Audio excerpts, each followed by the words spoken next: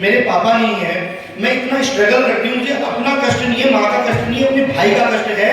जो भाई 2017 में गोल्ड मेडल लाया है हॉकी में, आज वो गोपेश्वर में नशे के आगोश में बर्बाद हो चुका है। ये लड़का पिछले 5-7 साल से स्वैग में बर्बाद हो गया था। मेरी कोशिश है कि अगर आज के युवा को बचाया जाए, अगर इस युवा पीढ़ी को बचाना है, इस आतंक के नशे से देश को बचाना है, तो ये आग मेरे सीने में न सही, तेरे सीने में सही, ये आग एक के दिल में होनी चाहिए। अगर सही समय पर जागरूकता नहीं आई, अगर माँ बाप ने अपने बच्चों पे ध्यान नहीं दिया, अगर स्कूल और कॉलेज वालों ने फीस लेने के साथ साथ बच्चों के व्यक्तित्व पे ध्यान नहीं दिया, तो 2025 तक 90% बच्चे व्यसन युक्त हो जाएंगे। व्यसन मुक्त तो बहुत दूर की बात है, हम राष्ट्र के निर्माण की बात तो छोड़ दें। अगर हम अपने बच्चों को बचा लें, ये जो युवा पीढ़ी है ये अपने आप को बचा ले। मेरे बीच में ये बच्चा है, मेरे बीच में ये बच्चा है, मैं नाम बोल रहा हूँ, क्या नाम है बेटा तुम्हारा? गरिमा जी, मैं समय ज्यादा नहीं लूंगा, क्या नाम है तुम्हारा? गौरव नेगी। ये गौरव नेगी जो है मानसी नेगी का भाई है। मैं नहीं जानता था इसको दादा, वॉक में रेस जीती थी वो। एक दिन जब मैं उसको सम्मानित करने के लिए आया, तो ये बड़ी इंपॉर्टेंट बात है, कृपया थोड़ा सुनिएगा। मतलब जिस दिन ये आया, इसकी बहन ने रोते हुए मुझे बताया कि दादा मुझे ये मोमेंटो सम्मान तो बहुत मिल चुके हैं, मेरे पापा नहीं है, मैं इतना स्ट्रगल करती हूँ, मुझे अपना कष्ट नहीं है, माँ का कष्ट नहीं है, अपने भाई का कष्ट है।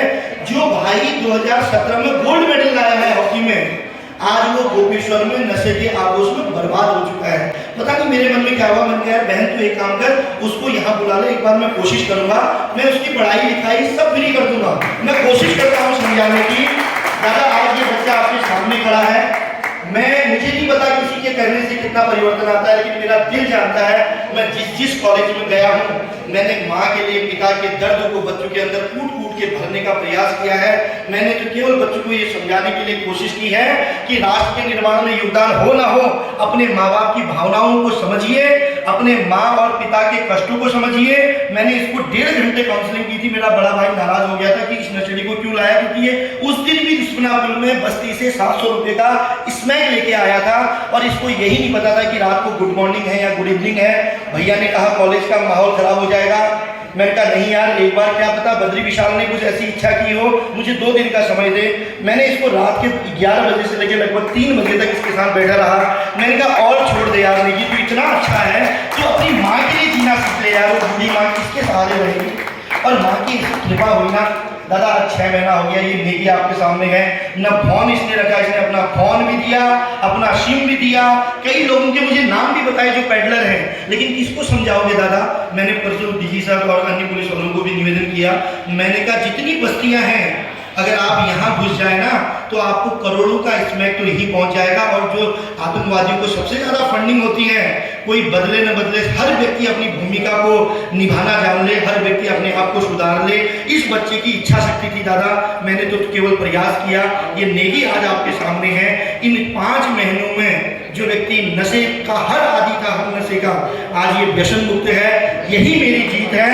और मैं चाहता हूँ, क्योंकि मैं विद्यालय चला रहा हूँ और मैं परसों जब सर से मिला था, मैं धन्यवाद करता हूँ सर का।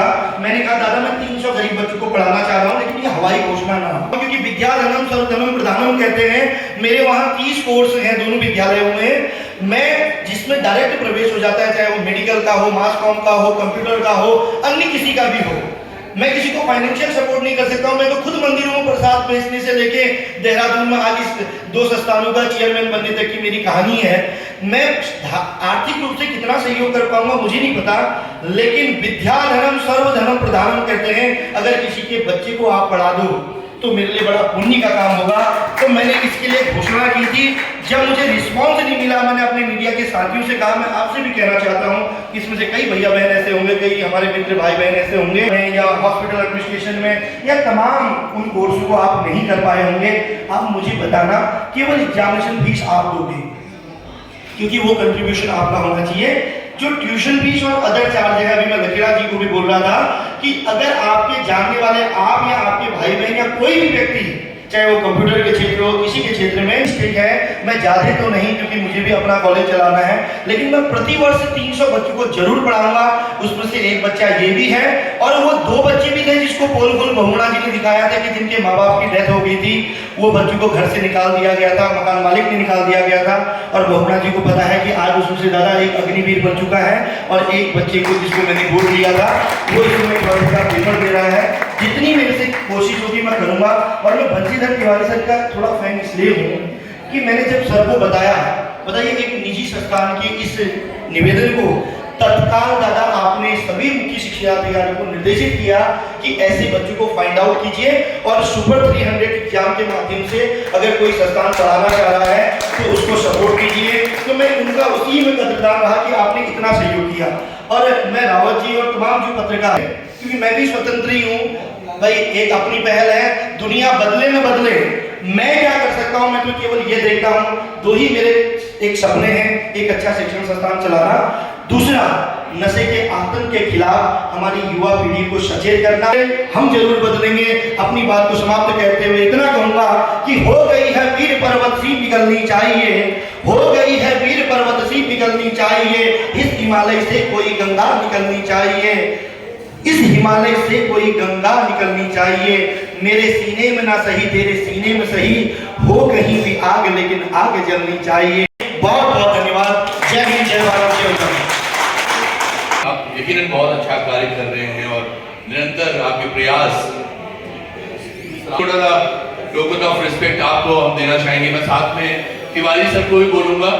तिवारी सर आप थोड़ा सा स्टेज पे आइएगा, एक बार एक टोकन ऑफ प्रेजेंट उनको देना है। बहुगुणा जी आप भी आ जाइएगा। एक बार ललित जोशी जी के लिए बेहतरीन कार्य आप कर रहे हैं।